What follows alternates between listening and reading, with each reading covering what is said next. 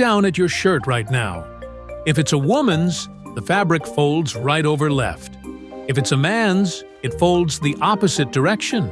Same store, same rack, same factory floor.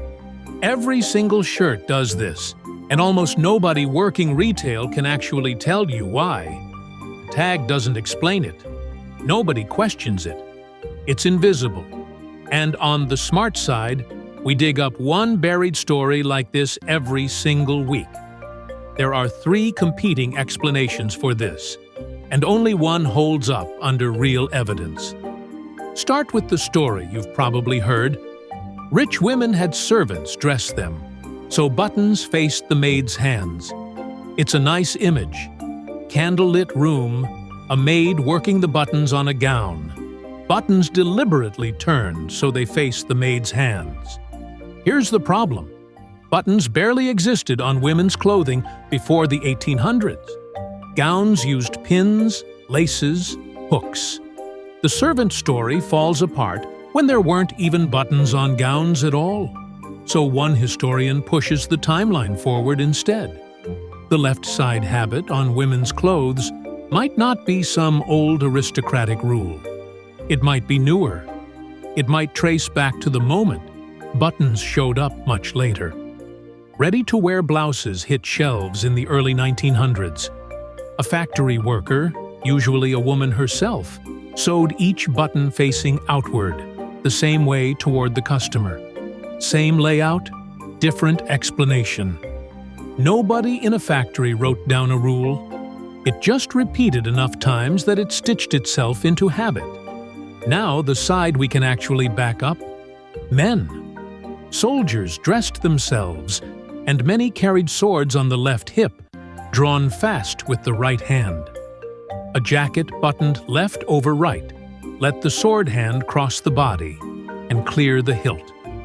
That battlefield habit outlasted the battlefield. Soldiers weren't the only ones who buttoned themselves every morning.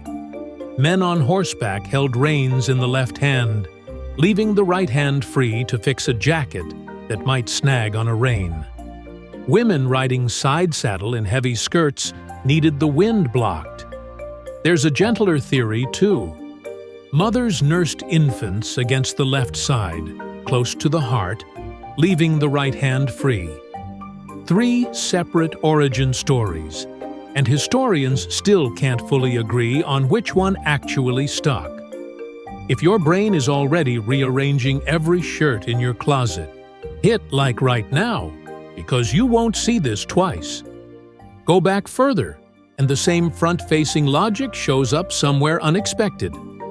Royal weddings. Attendants dressed a bride from the front for hours, buttoning her the same front-facing logic.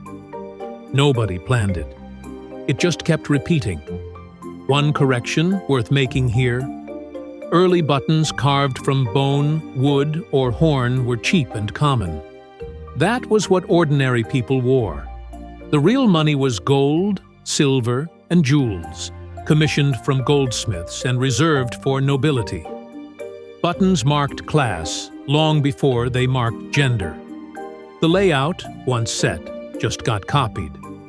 Military parade uniforms kept the old left-over-right pattern for decades, long after anyone drew a blade there. Then, the Industrial Revolution changed everything except this. Factories in the early 1900s started mass-producing shirts by the thousands. Nobody redesigned anything. A worker cutting patterns had one job: copy the last one.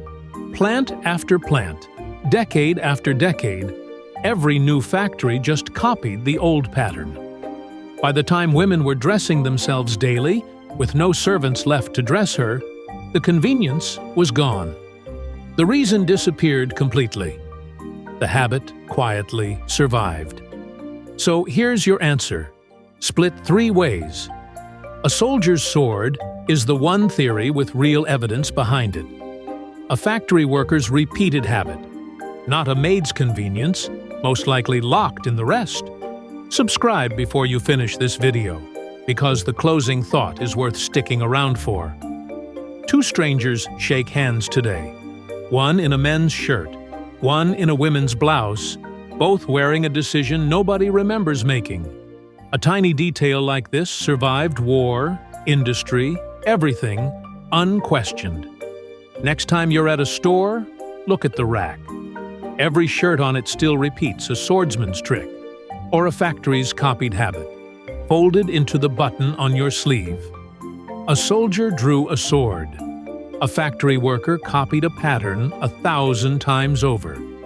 Centuries later, you're still wearing the result, and nobody ever bothered to change it.